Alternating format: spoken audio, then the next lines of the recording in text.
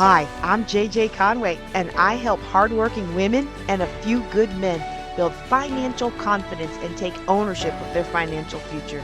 I'm cheering you on with education on financial literacy, smart investments, and passive income streams. Welcome to Ladies of Wealth. This stay-at-home mom wanted to know how she could contribute during the time her children were at school. How could she contribute to the household during the time that her children were in school? And her schedule was very similar to mine. She doesn't live around here, but her schedule was very similar to mine. She dropped her kids off at about 7:30 in the morning and then picked them back up at about 3-ish, 3:20-ish, 3:30. It might be 3:45. I think that, whatever it is, but it's a good long hack. And when we looked at the good long hack and we looked at the things that were important to her, her health care and exercise and things like that, and meal planning and all those kinds of things were super important. And so then it was like, okay, well, I'm going to show you how to carve out a business that doesn't have to take long to grow to self-sustaining, but you only need to really work it about 2 hours a day. Now, before you scoff at me and say there's no way you can build a business for 2 hours a day, let me just casually observe what I remember from the workplace. Can we just talk about? Can we be a little bit? Can we be real? Are we friends today? Can we talk about the workplace? Can we talk about how people come to work and they basically do nothing all day and then get up in church and testify about how they get paid to do nothing all day? Like, I remember, I won't name the agency, but I remember going to one government agency and they didn't open till 9 and we didn't know that. So we were there at 8:30 and we wanted to be first in the queue, and the ladies come wobbling in. It was kind of waddling in at 9 o'clock. And I was like, hey, I need to get this done. And they're like, oh, no, you don't. We just got here. We're just now clocking in. We're going to go get our coffee. And when we get back from getting our coffee, then you can have the service that you're here for. Oh, y'all, I was so hot. I didn't know that that's how certain systems in this particular government agency worked. And eventually, I sat down and I was trying to find somebody else. Then I was trying to find somebody else to meet the need. And one of the supervisors came in and I explained that we hadn't been helped and he took care of it. But what I've discovered since retiring from the Air Force is that a lot of corporations,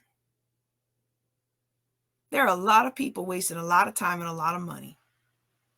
And they're doing the most they can to get away with the least amount of work and make as much of a paycheck as they can.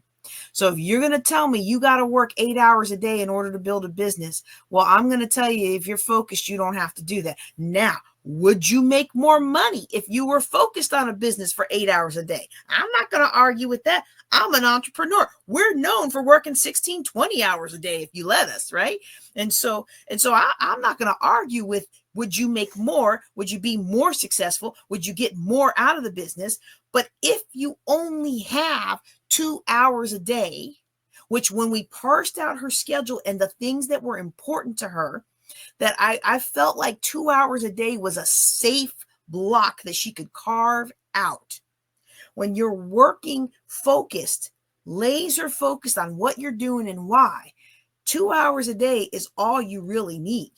And if many of us entrepreneurs would be honest with ourselves and we would look back over our history, we would note that we spend a whole lot more time rearranging the stuff on our desk, putting the cup just so, and the mouse pad just so, and the motivation pieces just so, and we spend so much time prepping and prepping and prepping. We don't spend any time phone calling. We don't spend any time emailing. We don't spend any time building courses. We don't actually spend time on business building activities. And that's a whole nother discussion, right? Like, what is it about those activities? What is it about the fear? What is it about the imposter syndrome? What is it that's stopping us from executing those business activities? But we'll be in the office all day long. We'll have rearranged this and did that and filed this and filed that and did blah blah blah blah blah blah blah blah bibbidi bobbidi boo. And you know what? At the end of the day, I can wave that magic wand, but ain't nothing gotten done. But if you can take 2 hours to focus every day, I'm gonna give you off on Sunday or whatever holy day you choose. If you take, you gotta have some rest, right? You work your business hard for 2 hours a day for 6 days a week, every month. it's not going to take you long before you start to see some profits, especially if you have these 3 keys dialed in. We're going to talk about the 3 keys that you have to have dialed in order to build a business in just 2 hours a day. If you've been wanting to start your business, if you've been feeling like you need to start a business, but you don't know where to start, then I want you to text "I'm in" to 254-454-HOPE. That's 4673. And that will get you in my queue so that when I ask for the dates and times that work the best, you will be part of the people who get to choose that. Okay. All right. So this is what we're going to be talking about today. Let me go ahead and take that down for now. All right. There are 3 keys that must be dialed in order for you to build a successful business in just 2 hours a day. And you might say, it's impossible. I don't know how I can do this. Who on earth can build a business in just 2 hours a day? Okay. First of all, I want to tell you something. One thing I know about you is that you work too hard to be this broke. You work too hard to be as broke as you are. For as much effort as you are putting into life, you should have so much more success than you are having right now. For as much effort as you are putting into life, you should so much better health, so much more of everything, so much more faith, so much more fulfillment in your relationships for the amount of effort that you are putting in. And sometimes we don't even realize that we are our own worst enemy, because we believe if working hard got us here, then working hardest will get us there. We worked hard to get here. We think that working harder will get us there. And we worked hard to get here, and you're not going to stop us from getting there. What we don't realize is this is the hard work that got us here. And you need that hard work to get you here. But it's not about hard work to go up to higher levels. It's about connection and working smarter and emphasizing processes. One thing I know about everybody, we work too hard to be this broke. Okay. I know for years I worked too hard to be as broke as I was. I made 6 figures and I still didn't have 2 pennies to rub together. Y'all, that's a tragedy. You can't even qualify for any kind of programs or help or anything, but you still have no food to put on the table. I'm not going to complain because I appreciate the Lord for giving me a good salary to help climb out of that $800,000 of debt. But y'all, that was a rough and humbling time in my life that I hope I never have to return to. And I hope you never have to stay in a time like that either. Another thing I know about all of us, and clearly I can't spell, but that's okay. I have traveled all over the world in my military and in my upbringing. We have traveled all over the world. And 2 things that I find that is common to people all over the world is that most of us wish that we had more control over our time. And most of us wish that we had more control over money for the things that we want, the things that we dream about, the things that we care about, the things that provide meaning to our lives. And we work so hard to get access to those things. And yet it just seems to slip through our fingers every time. Well, you implement these 3 keys. You implement these 3 keys that I'm about to tell you. And then you're going to find out just how possible it is to build a self-sustaining business with just 2 hours a day. Okay. The key number 1 is the principle of ikigai. Okay. Now this is a Japanese principle. My little floret here it does not say ikigai. All right. If you remember what this is from, then I want you to drop it in the chat. And the first person who drops this in the chat is going to get $7 to their Cash App. All right. So if you remember where you have seen me teach on this, then I want you to drop it in the chat. It's a very specific training I used to do once a year. And the crazy thing is this Japanese principle, someone taught it to me and I made this chart. They didn't name it ikigai. So I called it highest and best use. and I made this little chart just going off of the principle, and I taught on it for years. And then when I was trying to find an Ikigai chart so I could put it in my slide, I couldn't find a good one. So I just went and grabbed this old one. Okay. But highest and best use really should say Ikigai. Okay. And the principle behind this is the thing that is going to allow us to have the most profitable and fulfilling life. I want to make sure you understand what I'm saying. You can work hard and be profitable. You can do things that add value and fulfill you, but they don't always result in both at the same time. So what we're going for here is we're going for both fulfillment and profitability. We're going for fulfillment and effectiveness. And so maybe you're not called to be super wealthy, but maybe you're called to accomplish a thing. Maybe there's something the Lord has put in your hands. You don't know how to do it, or you don't know how to do that and still have a fruitful life, because whatever is being put before you is not what you like. It's not what you want to do. Okay. These are things that keep us from flourishing. And I would submit to you that if something is put in your path by the Lord, then there is an aspect of that is going to be in line with your personality and is going to be in line with your strength and your talents. And if it's not in line with your strength and talent, then he will provide the way, or he will provide the other person, or he will provide the other resources that make up for the fact that it's not in your strength and talents, so that this principle will still apply in your life, because you will have your highest success at the intersection of something that you are passionate about, something that you are good at, something the world actually needs, okay, and something that you can be paid for. And one of the biggest problems that I see in businesses, okay, one of the biggest problems I see in businesses, let me see if I can do this on a split screen kind of thing. Can I do this on a split screen? No, I don't see, it's not letting me do that. Okay, I'll just do the big one. Okay, so I was trying to do something because of the way that the AIs cut this after it's done. It's wonky when you have slides like this. I need to figure out a better way. I see a lot of people who love something and they're good at it, and that's their passion, and they just absolutely love it, and they want to make that a business, and are like, oh my goodness, I am going to do this. So let's just say I love this. This is my black queen. This is my black queen. In chess, she is the most powerful player in the game. And I was actually trying to buy a bunch of these because they were on clearance at Hobby Lobby. I was trying to buy a bunch of these so that I could mail them to my clients, but then I found out that they break easy. So if you did not get a black queen, I'm sorry. And if you got a black queen that was all crunched up, I'm sorry. But she's the most powerful piece in the game. And that's why I like to have the reminder of her, especially considering all the things that are going on in the world. Okay. This is the most powerful piece in the game of chess. And in my life, I am the most powerful person in my life other than the Lord. Okay.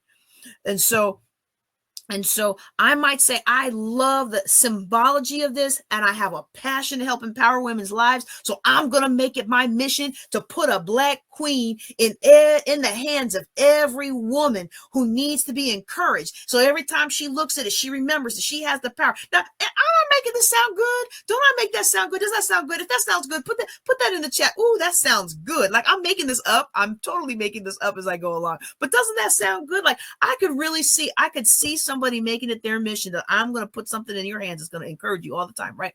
I can make that sound really good. I can get all excited about it. You see how excited I got, right? I can make that sound really good, and I can make that really, really exciting, but the world does not need it. A small subset of the world needs it, and niches are riches, all right? So that's a true statement. Niches are riches. Niches are riches. If you neck down the niche, the more you neck it down, the more attractive and dialed in you are to the people that really need what you offer, the more likely you're going to be able to meet their needs and be well compensated for it in the marketplace, right? But not everybody needs this to remember that they are empowered and they can do hard things, and that everything you want is uphill, and not to give up and to always persevere. Like, so that's not necessarily something the world needs. And here's the biggest problem with that, even though it does sound cool. Ain't nobody gonna pay me to do that. Now I might be able to sell these.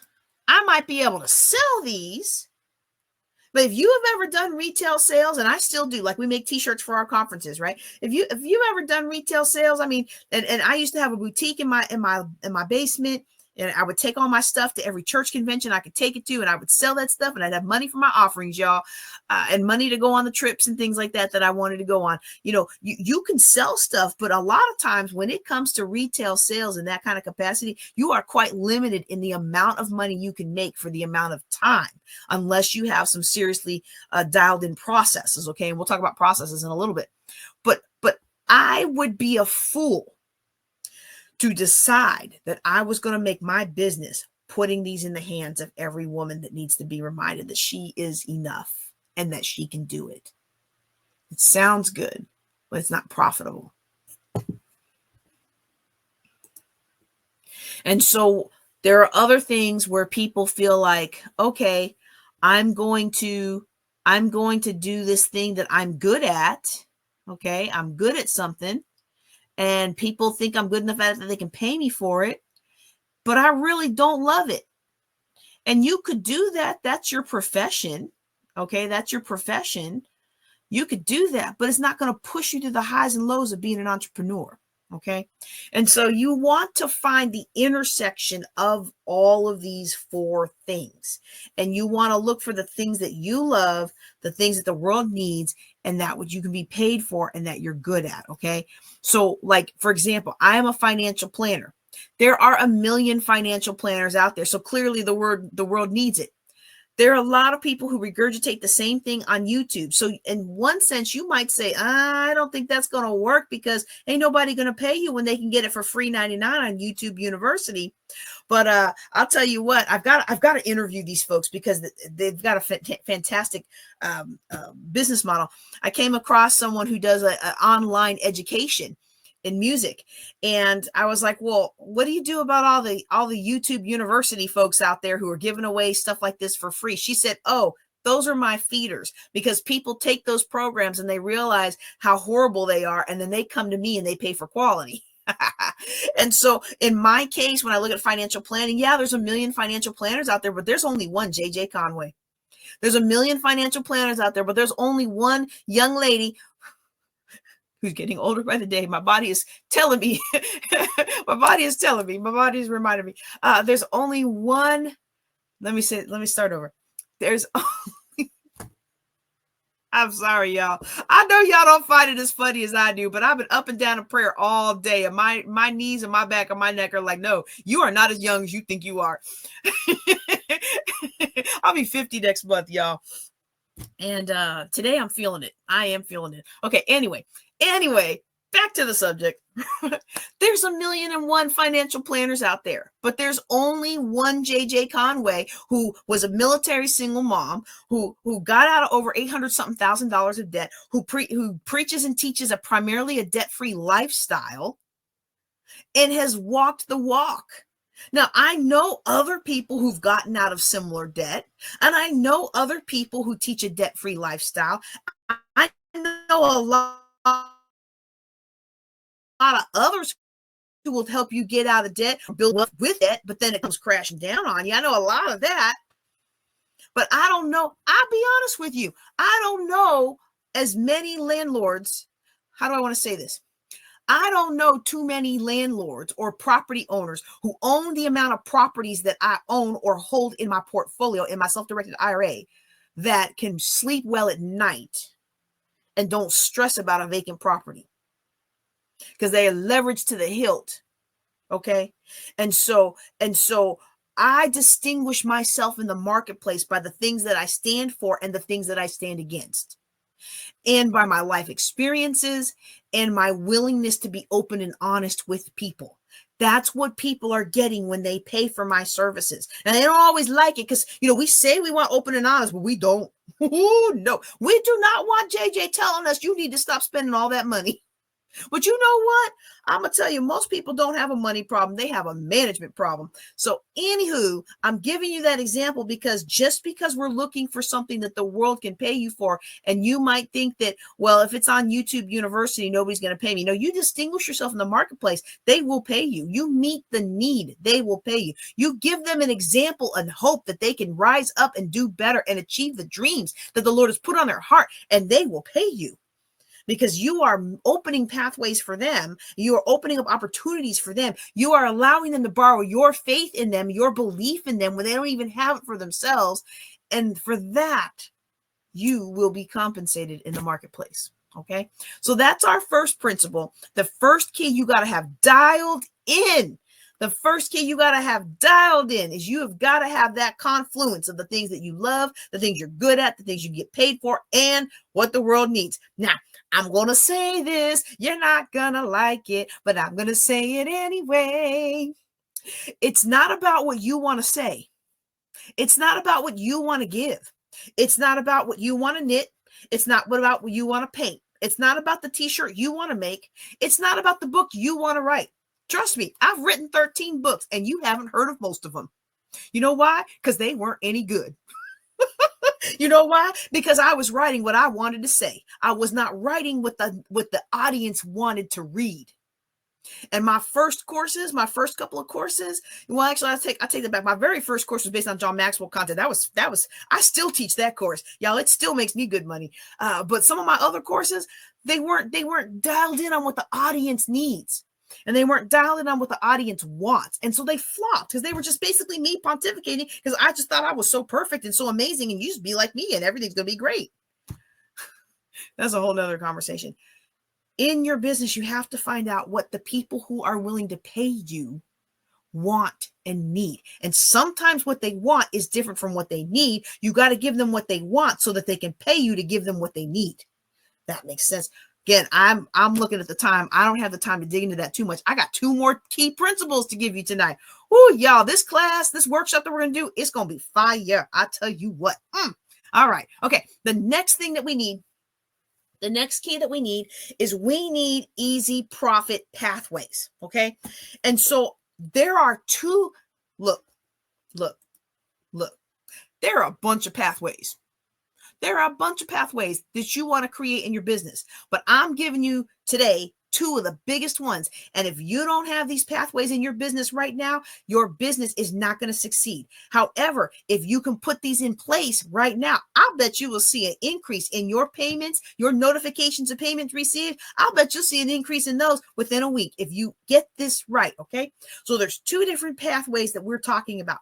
The first pathway we're talking about is simply, how do I pay you? And I had to learn to stop making things so complicated. I had these clients in my office one time, and I had them in there, and this appointment was going downhill. You know, this person was a separated veteran, and they had a lot of health issues. And I was like, you really should go to the VA and see about getting disability benefits. And these people, how do I want to say this? I want to say this in a nice, tolerant, and inclusive manner. These people had already made up their mind when they saw me that they did not want to work with me. Okay. And so no matter what I said, the appointment was going downhill fast.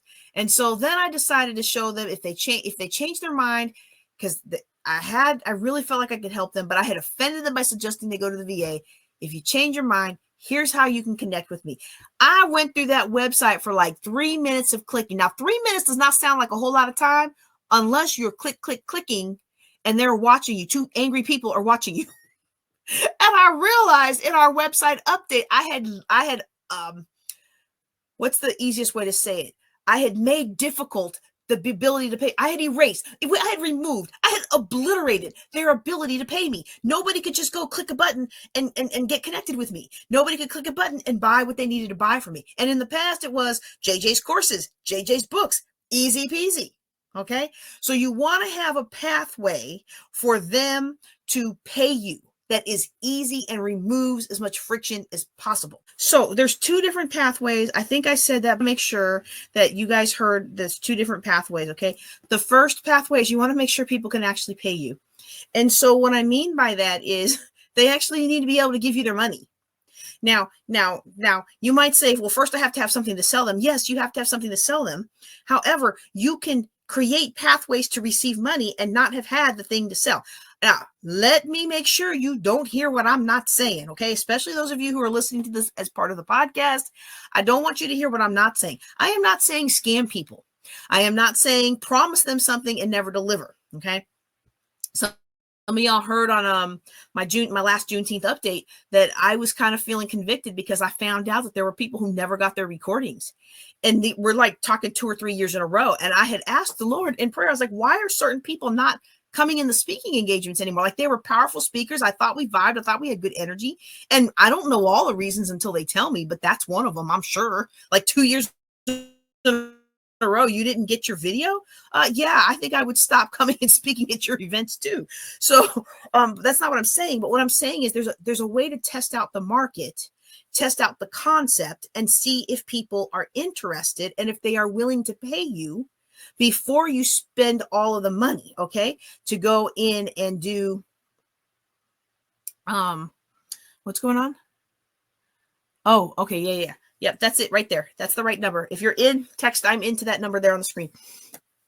Okay, because you don't know yet. And there's this really neat story from the $100 Startup by Chris Guillebeau, and he talks about this guy who wanted to do some kind of automotive catalog. I forget what it was, but he basically took out an ad in these automotive catalogs and these automotive magazines, and he basically said, this big whatever guide it was, let's just call it automotive guide. I don't know exactly what it was, but it's a $100 Startup by Chris Guillebeau. I should put the link in the thing. That would have been smart of me. Could have my Amazon affiliate link in there.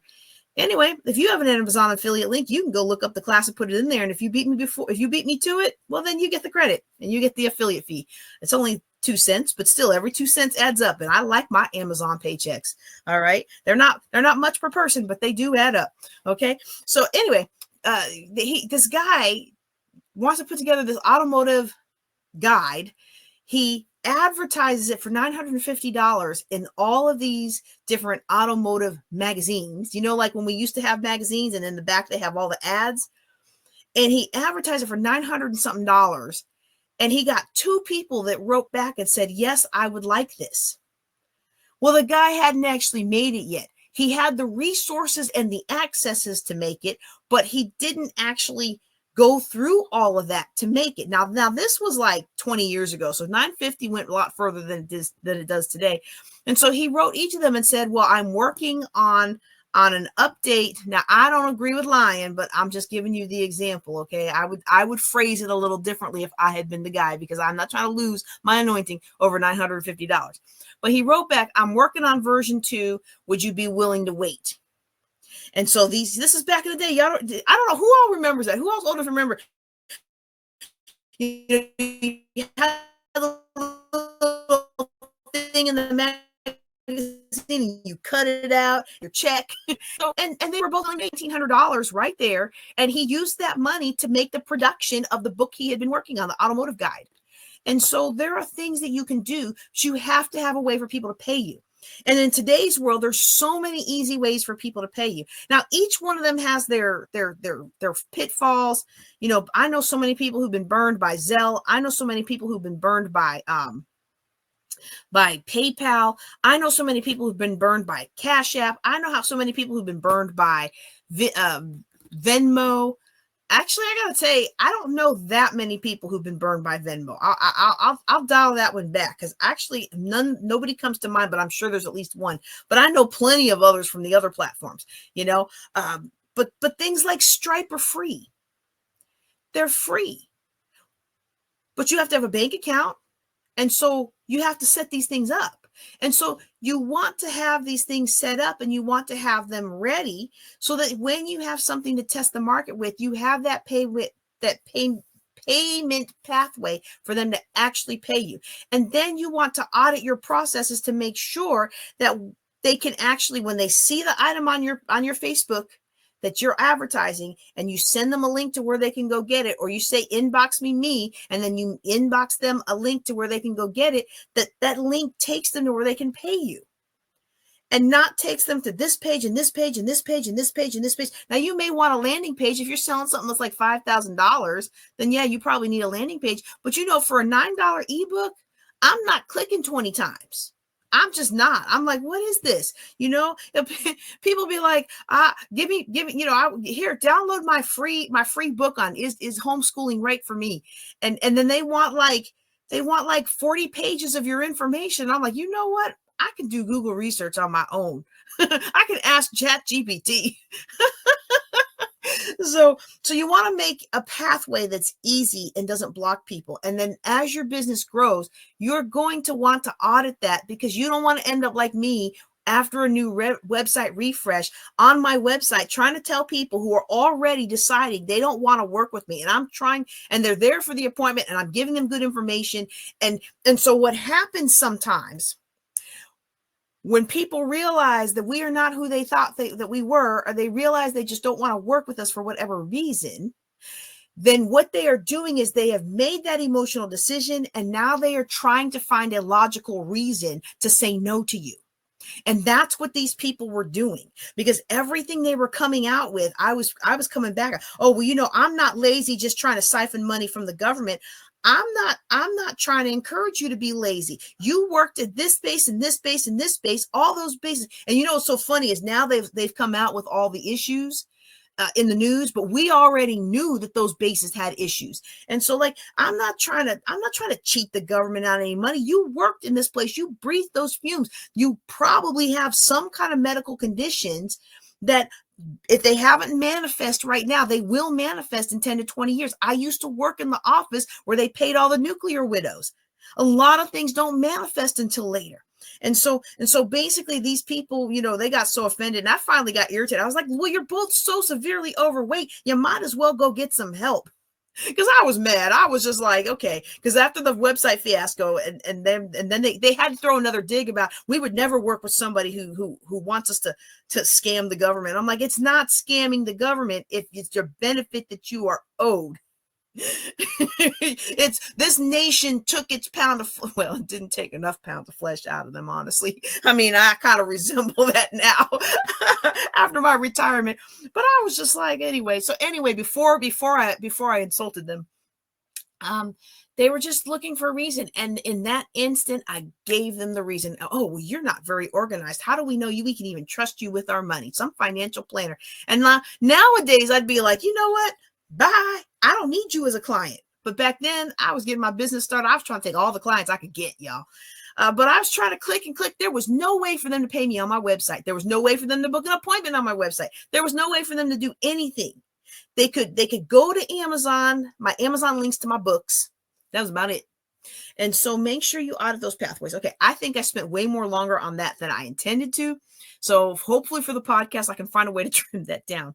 But that's only one of the two big pathways that you need to create, okay? So when we're looking at making sure that you have easy profit pathways, one is they need to be able to pay you. They need to be able to pay you. That's one side of the pathway. The other side of the pathway is they need a growth of value with you, okay? And that's what I wanted to draw out for you today. Now, what you're getting today is serious gold, y'all. I hope that you will adhere to these principles so that you understand how to implement these things in your life. Don't forget to like this episode, subscribe to the channel, and ask your question at ladiesofwealth.com.